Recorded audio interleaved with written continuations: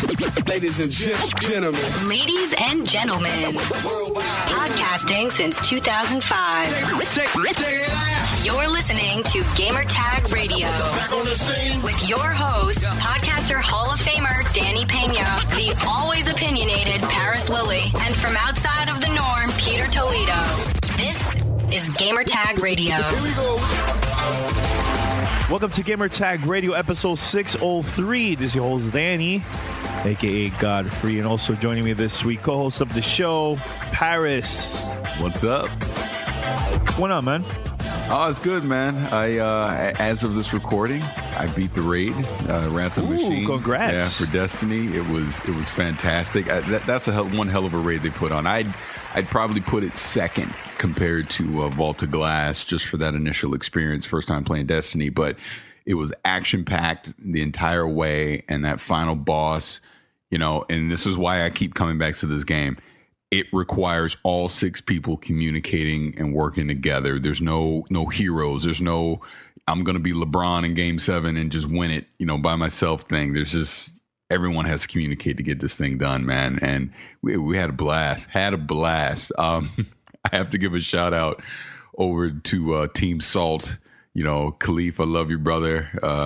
Pete hasn't done it yet. And Uriah, Andrew, from the show radio, we've just been cracking up all week in our little Destiny chat that we got with a couple other people.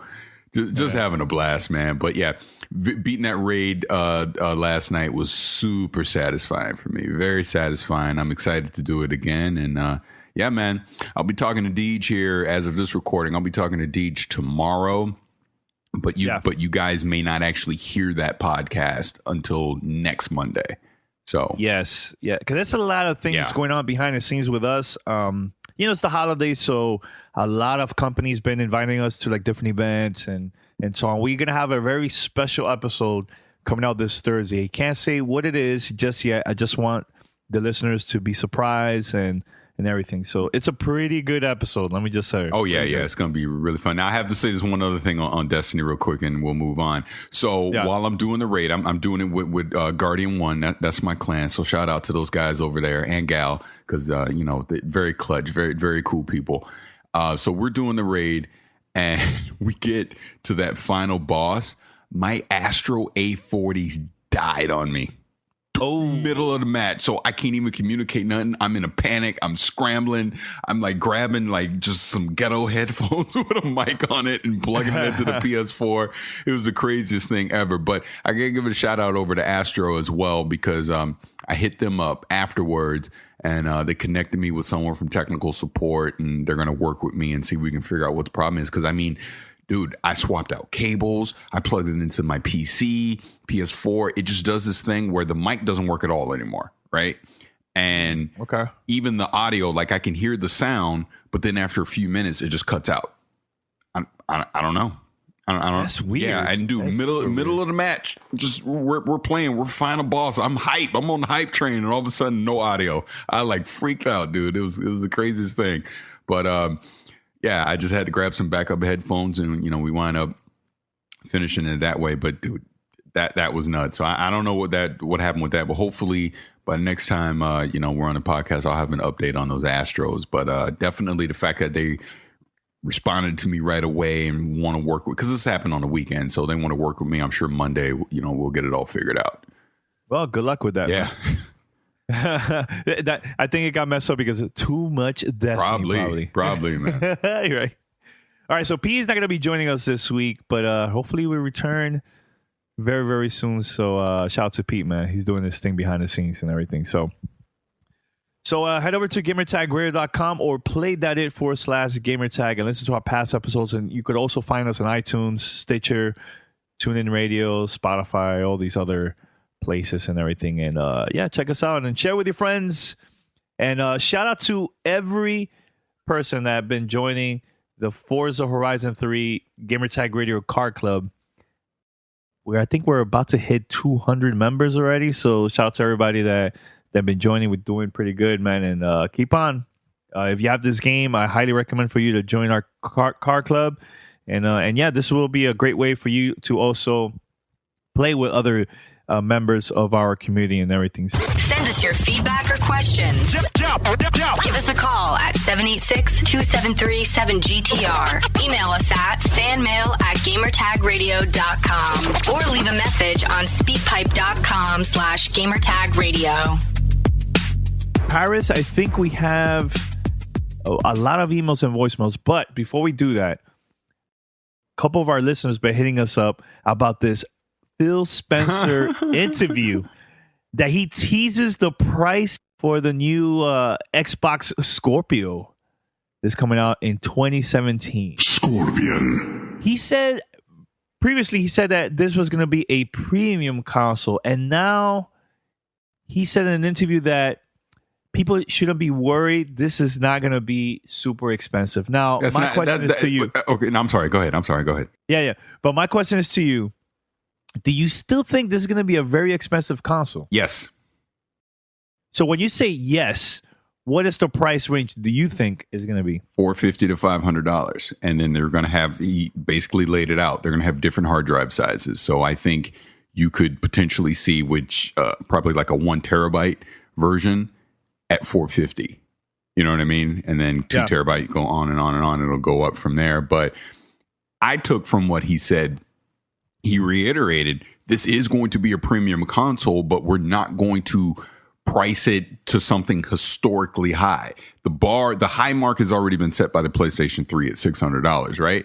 So, which was insane. Which was insane. And no, I don't think Scorpio is going to be $600 at all. I personally think $500 for what they're promising is fair on like a 1 terabyte version, right? So that's what I'm expecting it to be. $450 would actually be a very nice surprise. $390, dude, I'll say it again.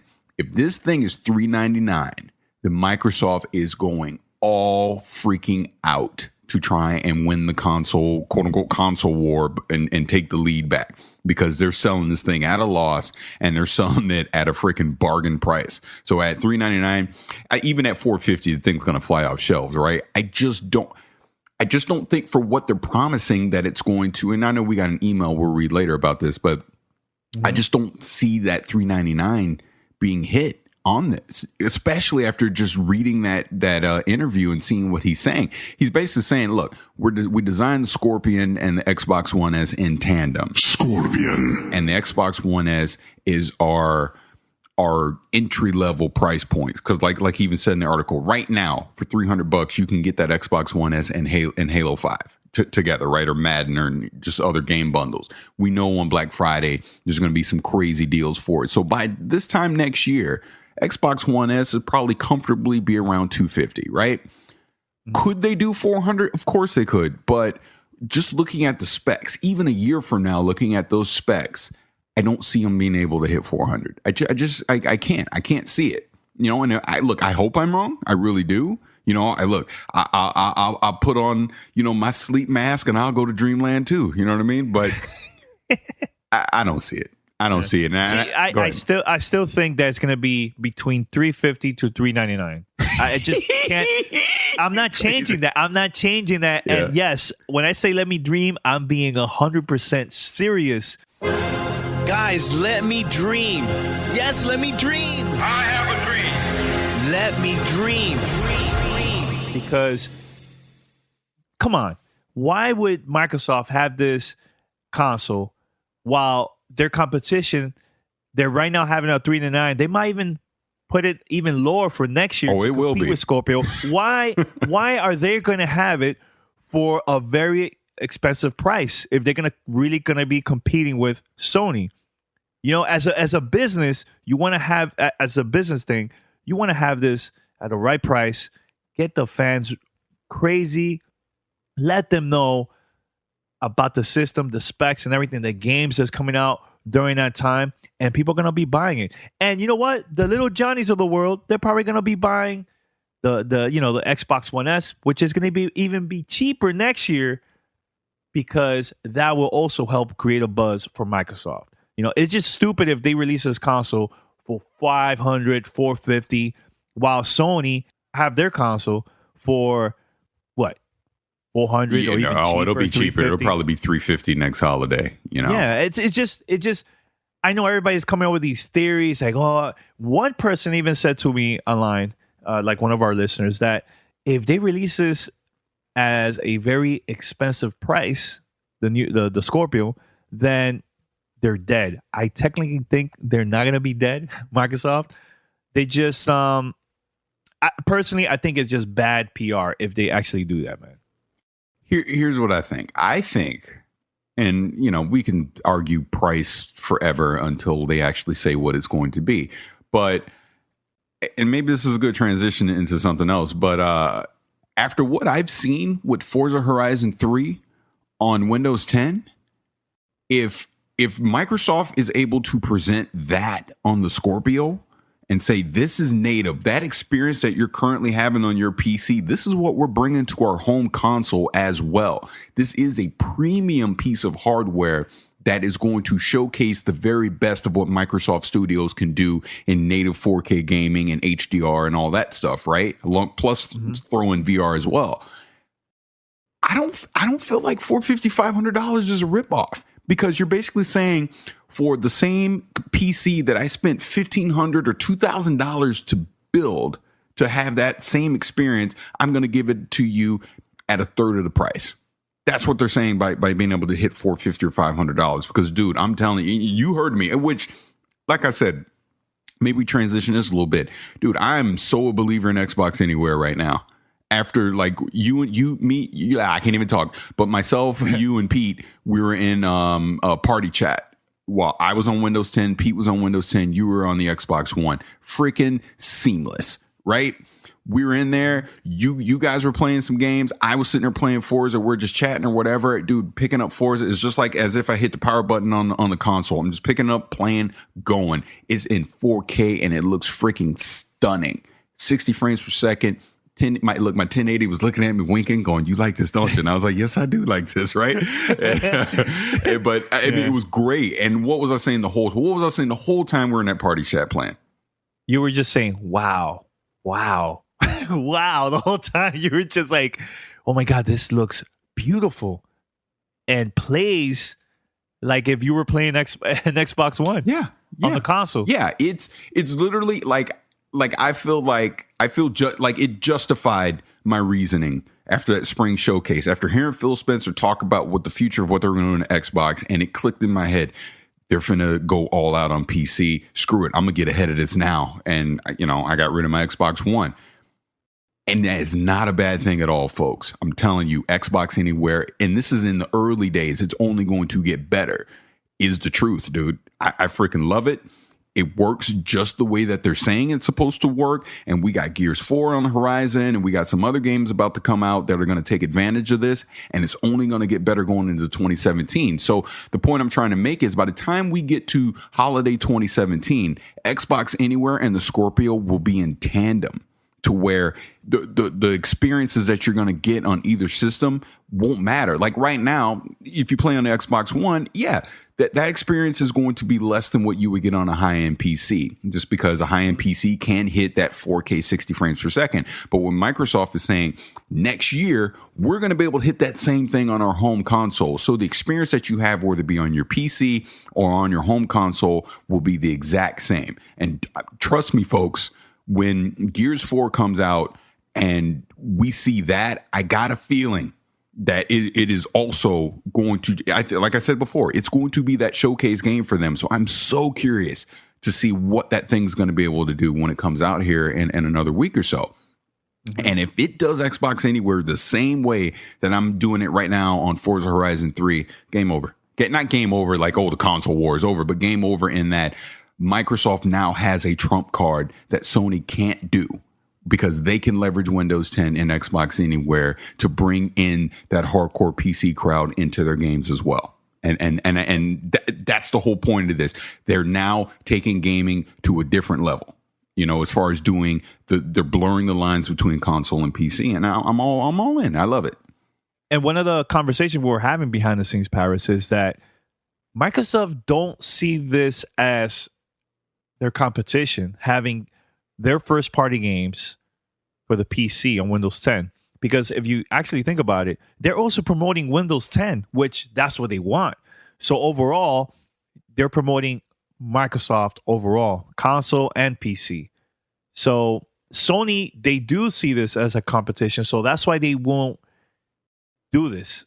They can't, but see, they can't do it, and that's the big difference. Yes, they can. Yeah, if they really want, but not on this, but not on this level. See, that's, and I mean, No, I'm sorry to cut you off. The only reason I say that is Microsoft is Windows, right? So they're able to integrate their Xbox and their Windows 10 games, on an OS level because it's the same OS on both pieces of hardware. Sony can't do that with what they're doing. I mean, maybe they could do some Linux variant or whatever, but at the same time, they're not the ones actually making the operating system. They're not the ones that they can't tie Xbox Live into it seamlessly and have your saves cross. They can do it, but they can't do it, like I said, at a kernel level, at an OS level. And that's the advantage Microsoft has right now. It's going to be a more seamless experience because they own everything in the product line. You know what I mean? On the software line, They can do that. Whereas Sony, it'll always be a third-party experience because, like I said, even if they go Linux, Unix route, they're not the ones actually making the OS. You know what I'm saying? So that is the one advantage that Microsoft will always have with this. And as long as they don't, quote unquote, half-ass their PC versions of these games, which they technically won't because the development studios are making one game for one operating system, and they just happen to add a couple extra features on the PC side for customization standpoint. But as long as those experiences are exactly the same, the saves are the same. The one advice I would give them is they got to fix this freaking Windows Store. I don't like the layout of the Windows Store, but that comes with time. And that's why I'm saying a year from now, it's probably most likely going to be one store, one experience. You download the game and it just works, whether you're on your PC or on your Scorpion. Yep. It's funny now. Paris is calling this the new console Scorpion instead of Scorpio. He's so used to it now that's all he says now. It's a Scorpion to me. That's how I look at it. Look, with all the jokes that we have on Twitter and all that, it'll always be a Scorpion to me. Oh my God. Welcome to Play It, a new podcast network featuring radio and TV personalities talking business, sports, tech, entertainment, and more. Play it at play.it. All right, so we have a lot of voicemails. Actually, we have one voicemail, a lot of emails. So let's go with fan mail. Fan mail at gamertagradio.com. All right, so let's start out with this first voicemail. Welcome back, Keon. Hey, what's going on, Gamertag Radio crew? This is Keon calling from Baltimore. First off, I wanted to start off by saying happy 600 plus episodes. That is just an amazing, incredible feat to have under your belt. So congratulations, and thank you guys for all of the continued hard work. You guys still feel like and seem like y'all are just as hungry as you were when you first came in. So I really appreciate that about you guys. Outside of that, though, I did want to ask you guys a very quick question pertaining to Microsoft. I just wanted to know, with the PlayStation 4 Pro coming out next month and the Xbox One S has been having some success, it's actually sold more systems than the PlayStation 4 over the last 2 months. I think it was for July and August. Do you think that Microsoft can keep up this same momentum when the Pro comes out? Or do you think that when the Pro drops, it's going to completely take the Xbox One S out of that, I guess you would call it rotation? Just wanted to get you guys' opinion on that. Once again, happy 600 plus episodes. Congratulations. And with that, you guys take care. Have a good day. Bye-bye. All right. So thank you, Keon, for always calling us. So shout out to you, man. Thanks for all the support. Now, he says, the PlayStation 4 Pro is coming out in November. Is going to stop the sales of Xbox One S, which has been selling a lot of units lately? Personally, I think no. I think that two consoles are going to be selling a lot during this holiday season. It's Xbox One S and the PlayStation 4 Slim. And the reason is because, again, the price. The average person that goes to the store, they see these consoles. They don't care that it's called PlayStation 4 Pro, because it has 4K. They don't really care about that. They want this console to be cheap. Let me go buy it. I don't care about the specs, and I also want to play games with my family and so on, And I hope it has like a Blu-ray player, or I could watch Netflix and so on. $2.99. All right, I'm going with that. So that's what I see. I think that the hardcore fans are going to be the first ones that are going to be buying that console, but it's not going to be enough to compete with the PlayStation 4 Slim or Xbox One S because of the price. The same thing of next year when the Scorpio comes out in 2017. I think it's going to be the same thing too, man. A lot of people are just going to buy the cheaper console. Yeah, I don't disagree with you at all. I mean, that's the whole thing. Giving a lower price point, a cheap price point, basically an entry point for the average consumer, the mom and pops going out there this holiday, is still going to be an advantage for Microsoft. That's why I think that PlayStation 4 Slim coming at $299 was kind of a mistake for Sony. I really thought if they would have hit $250 with that thing, they'd keep the momentum. But going to Keon's exact point with the Pro, no, because I mean the Pro is going to be looked more so from a hardcore gamer's experience. Like me, I'm getting it. Do I really need it? Technically, no. But hey, I want the high end PlayStation. But I feel like I'm in the minority when it comes to that standpoint. The average person, with like we've already said, all the crazy Black Friday deals we'll probably see with the Xbox One S. I don't see that momentum being stopped at all. I really don't. And here's another thing too. Remember, marketing, the way how you promote the product is super, super important. Because that's the way how you're going to get attention from everybody. People that are watching TV, they see ads when they go to the store. How is the boxes designed, the posters? Because honestly, that will also get the attention of the average person, and it will make them to buy the product. So like I see the PlayStation VR been marketing way more than the PlayStation 4. I don't see ads about the PlayStation 4 Pro, maybe just the media talking about it. But look, you go to Taco Bell, there's ads for the PlayStation VR right now. When you go there, you buy your tacos, and you also have an opportunity to win a free device from Sony.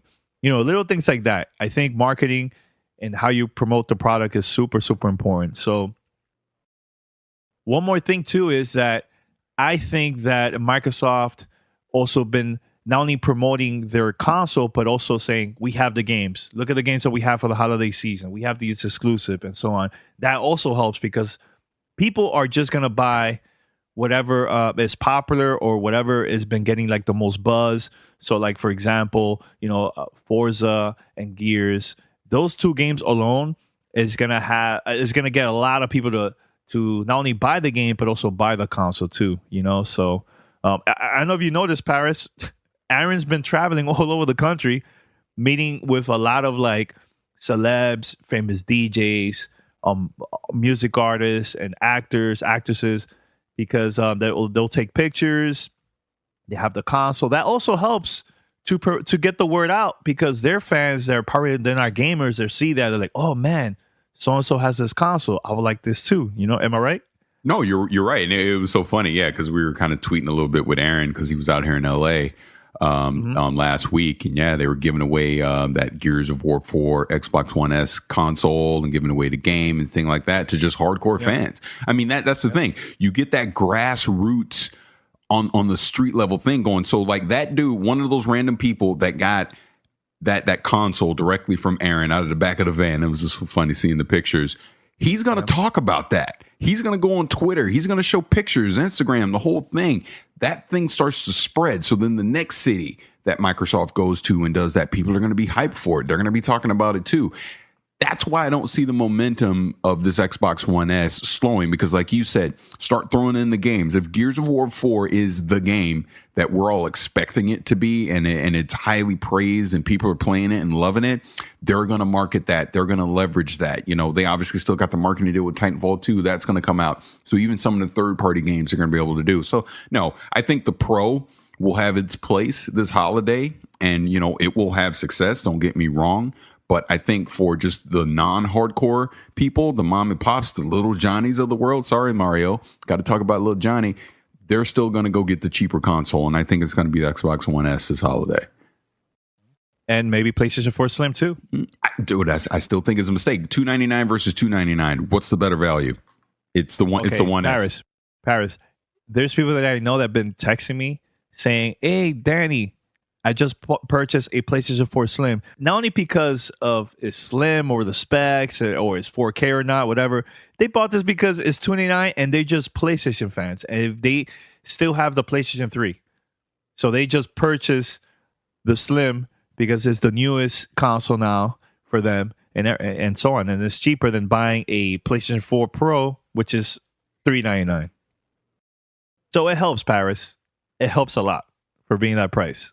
No, it does. But my point is, if I don't have a console at all, I walk into a store, I see the Slim for $299 and I see the One S for $299, but the One S has the 4K thing and they're talking to HDR stuff and all that, and they're throwing in some free games along with it as well. I'm gonna go get that. But that's just me. You're a geek. You're a geek, a little geek like me, that I know about the specs and so on. But the average person, I think they really don't care about that stuff. I think they do. I really don't think so. But hey, we might be wrong. Just saying. You're wrong. No. All right. So next, we have a couple emails, right? Yeah. Oh yeah. We got a bunch of emails. We can read a few of them. So I got to read this one right off the top because the title of it is "Paris is Crazy," and he spelled my name right. So God bless you. This is from Donnie in Las Vegas, and he says, "What is Paris smoking? The Scorpio will be $399 or it's dead. The whole point is to try to regain control of the console market. Microsoft can't do that in any other price point. Also, I'm tired of hearing it's so much more powerful when it's not. Scorpio is only 30% more powerful than the PS4 Pro. Not a massive difference. Not to mention by next fall, that will be seriously dated compared to PC." So, Donnie, thank you for the email. I agree with what you're saying, but I also disagree with some of the things that you're saying. I do agree that, hey, when we already talked about this, if they could hit it at $399, absolutely, that's what you do, because then it's going to be more. It's going to be a cheaper thing. It is going to be more powerful than the competition, and you can market the hell out of that. We've already stated the reasons why I don't think that's going to happen, so I won't repeat it again. But I'm tired of hearing it's so much more powerful. 30% is a lot, dude. I don't know. Where you coming from on that you don't think that's a lot? Because to me it is. If that 30% is what's going to allow them to hit 4K native versus PS4 Pro, the AAA titles will not be able to do that. They're probably going to do more of an 1800p and then up res from there. With some of that checkerboard rendering that has been in vogue lately. Which, hey, if it looks 4K on your screen, Digital Foundry's been talking about that. That's fine. I'm getting a Pro, so obviously I'm not against them being able to do that. But the whole thing is, and he's right, the tech that currently Scorpio is doing will be dated by next holiday because that 1080 Ti will probably be out. AMD's new architecture is going to be out at that point. So the PC is always going to be ahead of the console. But the point of this is Microsoft being able to bring to the console market a native 4K machine that can hit, and I'm doing air quotes, 60 frames per second. I don't think it will. I think it's going to be more of a 30 frames per second type of machine. We'll see. But the point is them being able to market that versus Sony not being able to say the same thing. You know what I mean?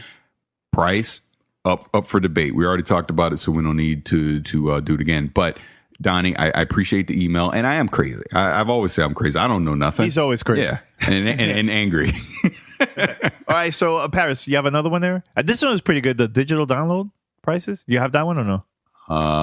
Yeah. Was that one of the ones that? Yeah. Oh, yeah. Okay. And I'll read that one. Okay, so this one is from Justin in the UK, and he says, "Hey, Gamertag crew, I would like to get your thoughts on digital downloading a whole game rather than buying physical copy in store or online. I will use FIFA 17 as an example, as it's just launched here in the UK. As with every year, I scanned for best price for FIFA, and I found the standard edition for £38 at Morrison's, which is a decent price, and that's a supermarket chain, which is a decent price, but going on the PlayStation Store, FIFA is £54 standard edition. So my question is, why are these digital versions so expensive? Surely by purchasing a download game, you have cut the price of the packaging and distribution, not to mention the disc itself. And also there is the issue you not being able to trade in, and you don't have the disc itself to take around to your mate's house. I realize times are changing and physical discs may eventually disappear, but these prices surely have to be cut. Anyway, just wanted to get your opinion on this topic. Great podcast, listen all the time. Let me dream. They're dreaming at those prices! Exclamation points. Ha! Many thanks, Justin. So, and again, we've talked about this before. They're not going to lower the price because they don't have to lower the price, first of all. Secondly, the brick and mortars, if you were to undercut them, that's going to be a problem. Now, all of a sudden, they're not going to start marketing your hardware, etc. So we're still in a place where physical media and digital games, at least in the console market, are always still going to be the same price. The advice I would give, if you're looking at digital, wait. And most likely you're going to see a sale on the digital side before you see on the physical side, etc. Or, hey, you might catch a deal in store where they're lowering the price. But on a release date, digital copies and physical copies will cost the same. There's just no way around that. Even on the PC side, you see that as well. Yeah, it's just basically because companies have a relationship with these retailer stores. They don't want to lose that relationship. So like you said, they will market, they won't promote their product and so on. It will hurt the companies if they will sell it for, let's say, $10 cheaper on their digital store, while you go to the retail store, they have it for like $59. It's just it's stupid, if they do that. Another thing too, when that happens, when a game releases, it's gonna be like that for that price, temporary. After a few months, once the game has already been out for like a couple months, they're gonna have it for a different price, man. So just be on the lookout for the different price drops and specials during the holidays. You're gonna see that a lot.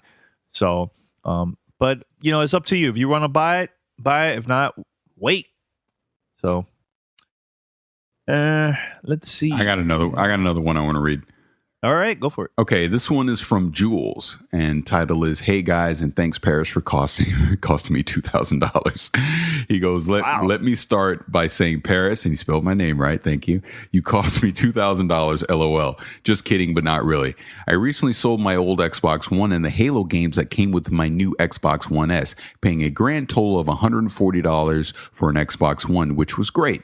So I heard you talking about the Vizio P-Series media display. Well, I thought I'll just go to Best Buy and check them out. 20 minutes later, I'm walking out with a 50-inch P-Series. The picture is freaking amazing, but it looked a little small for the area it was going to be mounted. So I went back, and I'm walking out with a 55-inch Vizio P-Series. I bought a full set Avio home theater speakers about a year ago when Radio Shack closed a ton of stores at a deal I couldn't pass up.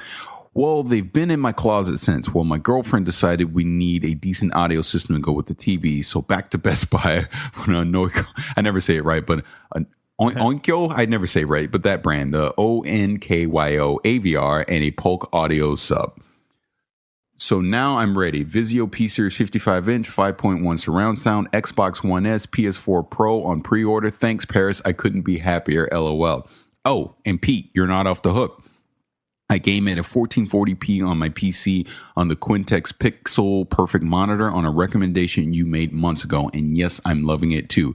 Keep up the good work, guys. And please review cheaper products in the future. Coin purse hurting, laughing my butt off. And then he says, P.S. I love the paddles on my Steam controller. So I've been looking at the Scuff website for a controller for the PS4 Pro. Thanks again, Paris. LOL. So Jules, yeah, ironically enough, I literally just got the Vizio P-Series 50-inch for my office because I was talking about the whole HDR thing. The one in my office didn't have HDR. I got it a few days ago, put it in the office. I'm freaking loving it. So now, I got HDR in the family room. I got HDR in the office. I'm good. I'm happy. And yeah, I'm glad you love that set because I love it too. But yeah, just like you said, we're costing you money. Hey, we just talk about the products that we use and the things that we review. And I'm glad you like the Scuff controller review that I did on the last episode because I had a lot of people on social media and even in some of my Destiny chats bring that up as well, that they heard that review and they like that controller. I know Pete right after went out and bought that controller as well. So I love the controller. I think you'll have fun with it when the PS4 Pro arrives. You can start playing on that. Like I said, I love the TV and yeah, man. Hey, this is not a cheap hobby, unfortunately. Look, I'm a cheap. Oh, hell no. Hey, I'm a cheapskate, so I'm always looking for deals. So yeah, we'll keep doing reviews on the show and let you guys know our thoughts on these things. So keep sending us emails and hit us up on Twitter if you got question about different various products and things that we talk about on the show. All right, so this email is from Keith. He wrote, "Hey guys, work has been so much better ever since I found out. I found you all on Spotify. I'm a new listener. My name is Keith out of Chicago. Shout out to all the Chicago listeners. Let me cut to the chase. I'm mainly on the Xbox One, the 1 terabyte, and he is not ready to move to the Scorpio that's coming out next year. I love way too many PlayStation 4 titles to mention. I want a VR on the top in the near future, but from a game standpoint, I want to enjoy titles from Outlast to a remaster of The Last of Us, God of War, and Horizon. I can't hold back anymore. The problem is I see the Pro being the best investment since I have yet to purchase a PlayStation 4. I'm a Vizio owner for many years, so gonna assume this question is for Paris, with him being a fan of this product, of course. I'm just looking for something to be convenient but last, and money is no issue. But my room I game in is not the biggest. Thanks, guys. Keep doing your thing. P.S. As far as the Scorpio goes, I am a dreamer, but I'm gonna go with $449 to $499 max. Thanks, Keith. Paris, what you think about that, man? He wants to buy a PlayStation 4 Pro next year. Actually, no, now this year in November. Like I said, he said money's no object. I said go for it. That's what I did. You know, plus you play those games too. Yeah, man. that's what I mean. Last of Us, God of War, Horizon. Yeah, there's just different games and stuff that are going to be on there that you can't play on a PC or on an Xbox. So I mean, if you're into those games, why not? And you know, you're kind of future-proofing yourself a little bit with the 4K capabilities of the Pro, whether that's, hey, I'm doing air quotes again, true native 4K or not. I mean, this is what it's going to look like on your screen, you know, and obviously I agree with what he's saying about Scorpio because that's the price point I think too. So, yeah, go for it. All right, here's another email. This is from Tyler. His email says, "Congrats, Danny, Paris, and Pete. Just wanted to say congrats on the episode 600 on Thursday, which came out a couple of weeks ago. Also, my grandma and my furry pal Kirby, named after the Nintendo character, birthdays. So many events to look forward during the day for me. Started listening to you guys a few months ago, and I love the banter between the GTR crew and the great commentary you guys give on happenings within the world of gaming. Definitely gained a loyal listener in me, and looking forward to hearing episodes in the future. Keep up the good work, guys. Respect." Thanks, Tyler. I love these emails, man. People, a lot of new listeners have been downloading the show for a while, or just recently just found our podcast. Have been spreading the word and then liking us, man. So that's good. Thanks a lot for all the support, guys and gals. Any emails there, Paris? You have? Let's see if there's one more I wanted to read. Okay, I got to do Destiny Talk Radio, so let's do this one real quick. Okay, yeah, I know you're excited.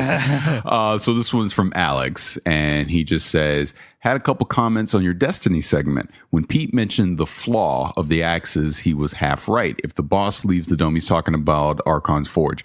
If the boss leaves the dome, it isn't that great if a move.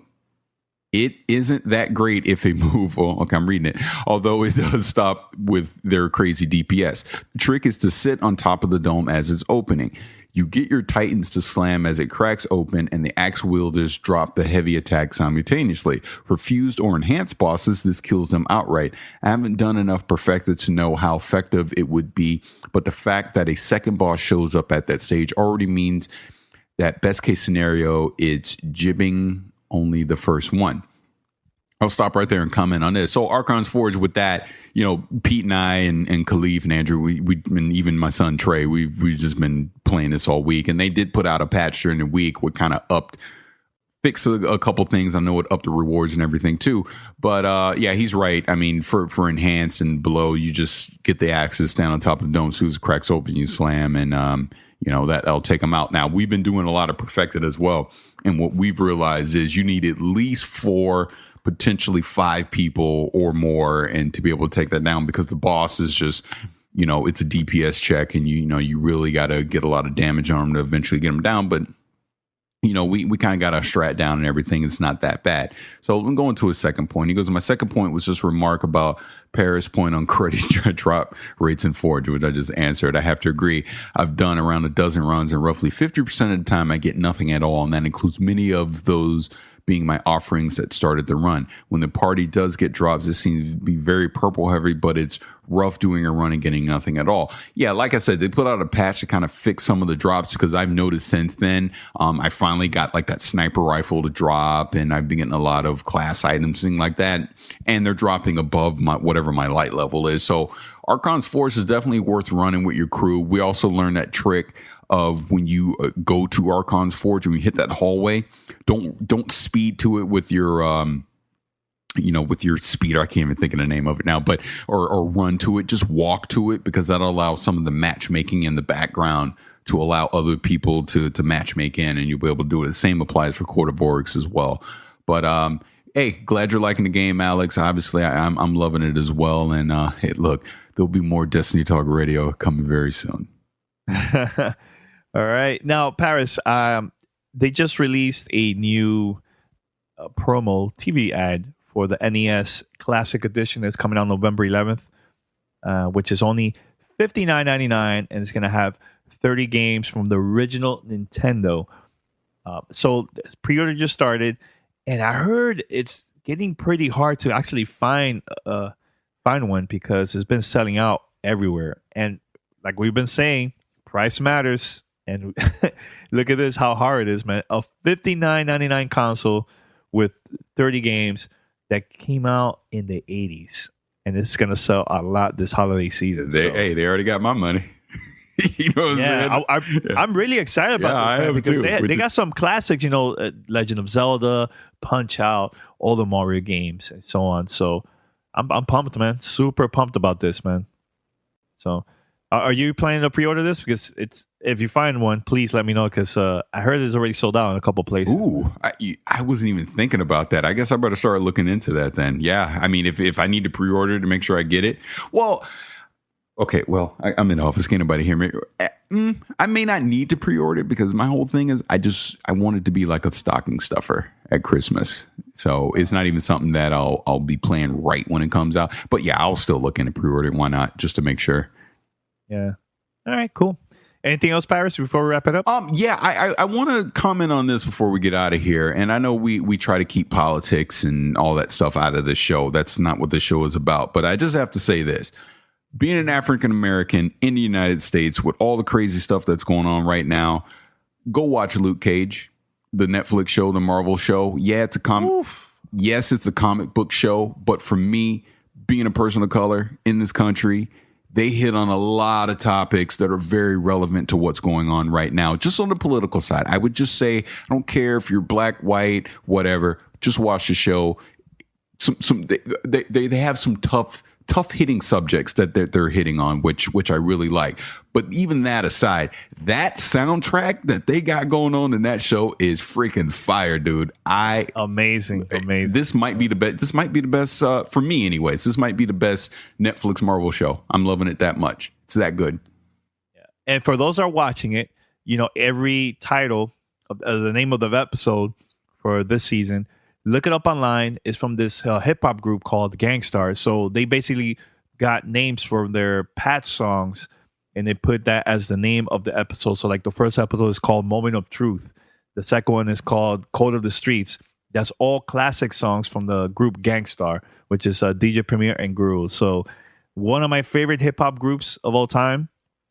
Look them up. They're pretty awesome and pretty dope. And I met DJ Premier a couple times in New York and in Miami, Florida, man. So shout out to DJ Premier, and Guru, rest in peace. All right. And that's about it. Head over to gamertagradio.com or play.it/gamertag. Listen to our episodes over there.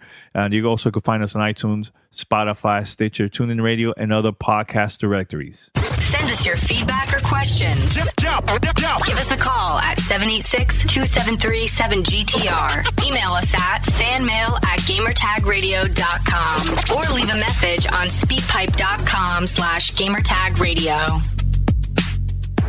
And that's about it. Until next time, we have a big episode coming out this Thursday, so stay tuned. And then Monday, another big episode. Wow, it's like back to back. And who knows what else is coming out in the future. So stay tuned. Only here on Gamer Tag Radio. Until next time, we're out. Peace. Thanks for listening to Gamer Tag Radio. Be sure to like us on Facebook and follow us on Twitter.